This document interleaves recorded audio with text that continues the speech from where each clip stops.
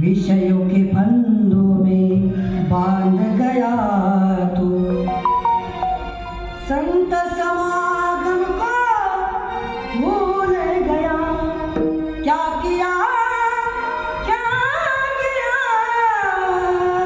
क्या किया रे, असा प्रश्न करतो. अरे मानवा, तुला या भूतलावर पाठवल्यानंतर तू काय केलं तू? अमृताला सोडून या ठिकाणी काय पिलास तू? दारू पिलास, संतांची संगत केली नाहीस, अशा प्रकारे तो प्रश्न विचारतो. आणि मायाबाई त्या ठिकाणी आणि ज्याच्या त्याच्या कर्मानुसार त्याला त्या गतीला या ठिकाणी जावं लागतं. आणि उद्या या ठिकाणी आपल्या आईनं सुद्धा 1 वर्ष पूर्ण होऊन आईच्या नावानं अन्नदान होईल. आज ज्ञानदान होत आहे, उद्या अन्नदान होईल, परत पिंडदान होईल. आणि असा सगळ्या कार्यक्रम आटोपल्यावर या ठिकाणी आईंना दुसऱ्या योनीमध्ये या ठिकाणी प्रवेश मिळेल.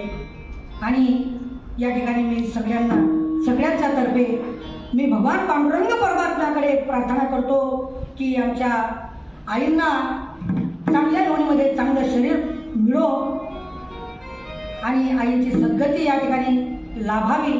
आणि नक्कीच लाभेल, कारण की आईच्या जाण्यानंतर या परिवाराने आईच्या उद्धारासाठी, आईंना पुण्य प्राप्त व्हावं यासाठी गरुड पुराणाचं या ठिकाणी पारायण केलं.